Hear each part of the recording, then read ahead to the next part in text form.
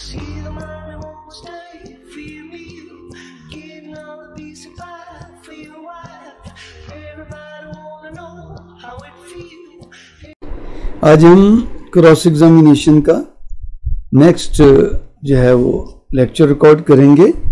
पिछले लेक्चर में हमने शुरू किया था कि कंप्लेनेंट जो होता है उस पे क्रॉस एग्जामिनेशन किस तरह करनी है। जो कंप्लेनेंट होता है जिसके बयान पर एफआईआर दर्ज होती है वो उसकी कई हैसियतें होती हैं। वो या तो इंफॉर्मेंट भी होता है, इतला देता है थाने और उसके बयान पर एफआईआर दर्ज होती है। दूसरा वो इंफॉर्मेंट के साथ साथ चश्मदीद गवाह भी हो सकता है, उसने वकूअ अपनी आंखों से देखा है। तो तीसरा यह है कि वो उसकी मरने वाले से रिश्तेदारी भी हो सकती है, या जो जख्मी हुआ है या जिसके घर में चोरी हुई है उसके साथ उसकी रिश्तेदारी भी हो सकती है। और उसके अलावा वो बरामदगी का भी गवाह हो सकता है। तो एक ही वक्त में एक गवाह के एक से ज्यादा रोल भी हो सकते हैं। बहरहाल असल हमारा मकसद ये होता है कि कंप्लेनेंट ने जो बयान दिया है, उसने जो 161 का बयान दिया है, अगर तो वो सिर्फ इंफॉर्मेंट है तो उसका 161 का बयान उसकी वो एफआईआर में जो उसने लिखवाया है, जो दरखास्त दी है, उसके बयान पे जो एफआईआर दर्ज हुई है वही उसका बयान है। तो उसके मुताबिक ही वो अपने एग्जामिनेशन चीफ लिखवाएगा कि ये वकूआ हुआ, मुझे इतला मिली या मैं मौके पे मौजूद था, मेरे सामने ये वकूआ हुआ, फिर उसके बाद हम थाने गए, मैं दरखास्त मैंने लिखी या मेरा बयान लिखा और फिर उस बयान के बाद मेरी एफआईआर दर्ज हुई। तो ये तमाम जो उसने बयान दिए हैं इसको हमने झूठा साबित करना है डिफेंस साइड पे। और अगर हम कंप्लेनेंट के वकील हैं तो हमने उसके बयान को सच्चा साबित करना है। इस तरतीब से बयान करवाने हैं कि जो जो कुछ उसने वकूए में देखा है या वकूए से मुताल्लिक, उस मुकदमे से मुताल्लिक उसका जो जो किरदार है, वो तमाम बातें हमने उसके एग्जामिनेशन चीफ में लिखवानी है।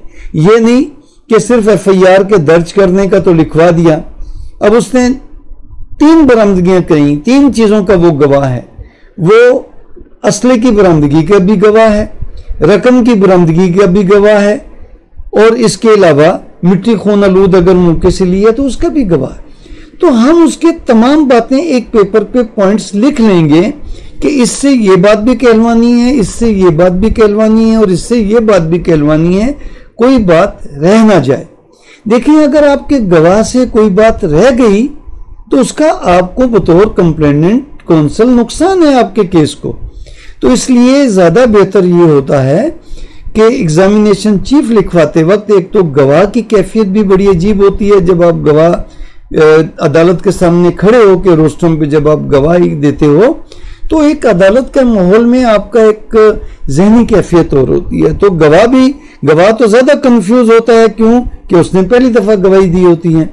लेकिन कंप्लेनेंट कौंसल के तौर पे भी आप अदालत में कोई बात हो जाती है, गवाह आपकी मर्जी के मुताबिक नहीं बयान दे रहा, तो आप थोड़े से जो है वो पैनिक हो जाते हैं। तो इसलिए बेहतर है कि एक कागज पर उसने जिस बारे में गवाही देनी है वो पॉइंट्स लिख लें कि इसने बरामदगी भी करवाई थी, इसने वजाहनात के बारे में भी बताया था, इसने एक वाले जुर्म के बारे में भी बताना है, इसने थाने जाके जो एफआईआर दर्ज करवाई है इसके बारे में भी बताना है, रिश्तेदारियों के बारे में भी बताना है। तो ये आप फिर यह है कि गवाह इस तरह की रखी जाती है एग्जामिनेशन चीफ कि वो लगे ना कि आप लीडिंग क्वेश्चन कर रहे हैं। को अदालत आपको या मुखालिफ वकील आपको लीडिंग क्वेश्चन नहीं करने देगा। तो आप उससे पूछेंगे, हाँ भाई बताओ वकूआ कैसे हुआ, आपने क्या देखा, फिर आप कहाँ गए, फिर आपने क्या किया, फिर ये बताएं कि आपके सामने जो है ये इसका ये वकूआ क्यों हुआ, इसकी क्या वजह थी। इस तरह के तो आप उससे सवाल पूछ सकते हैं, लेकिन ये नहीं कह सकते हाँ भाई ये बताओ कि ये कत्ल इस वजह से हुआ था कि इसने मुलजिम ने जो है वो उनकी बहन को अगवा कर लिया था। ये आपको सवाल कोई नहीं करने, ये लीडिंग क्वेश्चंस के जुमरे में आते हैं। लेकिन आप तमाम बातों के मुतालिक इस तरीके से उससे पूछवाएंगे या उसको याद कराएंगे कि देखो भाई आपने इन पॉइंट से मुतालिक गवाही देनी है। अगर वो कहीं किसी पॉइंट को भूल जाता है तो आप किसी भी ऐसे तरीके से वो पॉइंट उसको याद दिला देंगे कि वो लीडिंग क्वेश्चन ना लगे। یہ تو آپ کی کمپلیننٹ سائڈ سے تیاری ہو گئی یا آپ کا فرض ہو گیا. پھر آپ واچ کریں گے کہ ڈیفنس کونسل کوئی ایسا سوال نہ پوچھے کہ جو ارریلیونٹ سوال ہو, ٹھیک, یا وہ آپ کی گواہ کے ساتھ کوئی ہیوملیشن کا سوال نہ پوچھے, اس کو بے عزتی یا اس کو غصہ دلانے والا سوال نہ پوچھے. تو آپ اس کے ساتھ اگر ایسی کوئی بات ہو تو آپ عدالت کو مخاطب کر کے اعتراض کر سکتے ہیں. مخالف وکیل کو نہیں مخاطب کرنا, آپ نے جج کو مخاطب کرنا ہے کہ دیکھیں جی میرا اس سوال پہ اعتراض ہے, یہ سوال ریلیونٹ نہیں ہے, یا یہ سوال اس کی ذاتی کریکٹر اسیسینیشن کا سوال ہے, یا یہ سوال ریلیونٹ نہیں ہے, یا یہ سوال میرے گواہ کو بدنام کرنے کے لیے, اس کو طیش دلانے کے لیے کیا جا رہا ہے, تو اس لیے یہ ایسا سوال کریں جو مقدمے کے متعلق ہو. تو آپ نے گواہ انٹرفیئر نہیں, جھگڑا نہیں کرنا, اس سے آپ کا امیج خراب ہوگا اور مقدمے کو آپ کے کوئی بھی فائدہ نہیں ہوگا, بلکہ جج کے ذہن میں یہ بات آئے گی کہ آپ ایک لڑاکے وکیل ہیں جو بات بات پہ اعتراض کرتے ہیں. تو یہ تو آپ کا ہو گیا کمپلیننٹ سائڈ پہ. اب ڈیفنس سائڈ پہ آپ نے اس سے کیا پوچھنا ہے, جتنی باتوں کے بارے میں اس نے ایگزامینیشن چیف دیا ہے ان تمام کے بارے میں آپ نے موقع پہ یہ ڈیسائیڈ پہلے سے تو تیاری کرنی ہے آپ نے کہ میں نے, کیونکہ آپ کو بھی پتا ہے کہ اس گواہ نے وجہانات کے بارے میں گواہی دینی ہے, اس نے جو ہے برآمدگی کے بارے میں گواہی دینی ہے, اس نے FIR درج کرانے کے بارے میں گواہی دینی ہے. وہ تو آپ نے ہر ممکن سوالات لکھ لیے, لیکن بعض اوقات موقع پہ آپ کو سوال کی ترتیب بدلنی پڑتی ہے, یا کوئی نیا سوال بنانا پڑتا ہے, یا سوال کی نوعیت بدلنی پڑتی ہے, کیونکہ ایگزامینیشن چیف میں اس نے بعض چیزیں بدل دی ہیں. تو آپ کو پھر اگر اس نے ایگزامینیشن چیف میں کوئی ایسی بات کہہ دی ہے جو آپ کے حق میں جاتی ہے تو اس پوائنٹ کو مت چھیڑیں. ایسا ہوتا ہے کہ کراس ایگزامینیشن کا بڑا اہم اصول یہ ہے کہ کون سی بات نہیں پوچھنی. اگر تو کوئی بات پوچھنی تھی اور وہ اگر فرض کرو رہ گئی, وہ اتنا نقصان نہیں دیتی, لیکن کوئی بات نہیں پوچھنی اور وہ آپ نے پوچھ لی تو وہ آپ کو بہت نقصان دیتی. میں جب چشمدید گواہ آئیں گے تو میں آپ کو وہاں پر ایک پھر مثال دوں گا کہ کس طریقے سے بعض اوقات ڈیفنس کا کونسل کوئی ایسا سوال پوچھ لیتا ہے کہ جو بات کو اس کے اپنے ہی ڈیفنس کو ڈیمیج کرتا ہے. تو ایسا سوال نہیں پوچھنا. تو آپ نے اس سے پھر یہی پوچھنا ہے کہ دیکھیں بھائی آپ تھانے گئے تھے, آپ کا بیان موقع پہ لکھا تھا, رستے میں لکھا تھا, کاغذ پینسل کہاں سے آئی تھی, آپ نے خود درخواست لکھی تھی, تفتیشی نے آپ کی جو موقع پہ آپ کو سپاہی ملا تھا اس نے آپ کا بیان لکھا تھا, آپ کو پڑھ کے تو نہیں سنایا تھا نا, اس نے درخواست لکھی اور تھانے بھیج دی. کیا پتا وہ کہتے ہیں ہاں جی, اکثر گواہ کہتے ہیں ہاں جی. تو اب اگر وہ یہ آپ پوچھنے میں کامیاب ہو گئے تو اس کا مطلب ہے کہ اس کو پڑھ کے نہیں سنایا گیا, تو اس کی تمام FIR کی جو کریڈیبلٹی ہے وہ ڈاؤٹ فل ہو جائے گی. تو کہنے کا مطلب ہے کہ مین مقصد ہے کہ اس نے ایگزامینیشن چیف میں ملزم کے خلاف جون سی باتیں کہی ہیں, آپ نے اس کا توڑ کرنا ہے, آپ نے ان کو غلط ثابت کرنا ہے. تو اس کو ایسے سوالات کرنے ہیں کہ اس کے بیان میں کنٹراڈکشنز آ جائیں یا اس کی بات جھوٹی ثابت ہو جائے. فرض کرو وہ کہتا ہے کہ میں تو صبح 8 بجے, اب FIR میں لکھا ہوا ہے کہ رپورٹ کا وقت ہے صبح 8:30. آپ اس سے پوچھ لیتے ہیں دیکھو بھائی جب تم تھانے FIR درج کرانے گئے تھے مغرب کی آزاد اندھیرا ہو گیا تھا نا. وہ کہتا ہے ہاں جی. تو اب آپ کی وہ بات غلط ثابت ہو گئی کہ اب صبح 8 بجے کیسے پرچہ درج ہوا, جب وہ تھانے ہی شام کو مغرب کے وقت جا رہا ہے تو صبح FIR کا درج ہونا جھوٹا ثابت ہو گیا.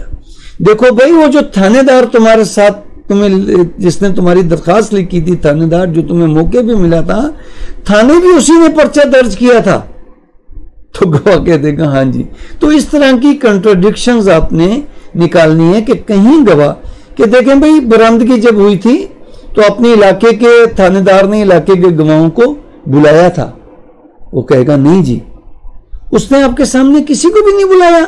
نہیں جی کسی کو نہیں بلایا, بس ہم ہی تھے. تو یہ اب کنٹراڈکشن آ گئی, 103 CRPC کی وائلیشن آ گئی کہ جب بھی کوئی برآمدگی کرائیں گے تو انڈیپینڈنٹ گواہوں کا ہونا ضروری ہے, کیونکہ یہ تو انٹرسٹڈ گواہ ہے. تو کوشش کرنی چاہیے, IO کو لکھنا پڑے گا کہ میں نے برآمدگی کے وقت لوگوں کو بلایا لیکن کوئی بھی نہیں آیا, میں نے نمبردار کو نوٹس طلبانہ بھیجا, طلبی نوٹس بھیجا, نہیں آیا. تو کہنے کا مطلب ہے کہ جن جن باتوں سے متعلق اس نے بیان دیا ہے، وجہانات کے بارے میں، برندگی کے بارے میں، رشتہ داری کے بارے میں، چشمدید کے ہونے کے بارے میں یا وقوع کے بارے میں، تو اس تمام باتوں پہ آپ نے جرا کرنی ہے، لیکن یہ خیال رکھنا ہے کہ کن باتوں پہ اس نے، وہ کون سی بات اس کی آپ کے خلاف جاتی ہے، تو تب اس پوائنٹ کو چھیڑنا ہے۔ اگر وہ آپ کے پہلے ہی اس طرح کا بیان دے گیا کہ وہ بات آپ کے حق میں جاتی ہے، تو پھر اس بات کو چھیڑنے کی ضرورت نہیں ہے۔ یہ تو ہو گیا کمپلیننٹ کا مکمل۔ اب ہم کر دیتے ہیں کہ جو اس کی ایف آئی آر درج کرتا ہے اس کو کہتے ہیں محرر۔ اب ڈیوٹی افیسر بھی ہوتا ہے اور محرر الگ ہوتا ہے۔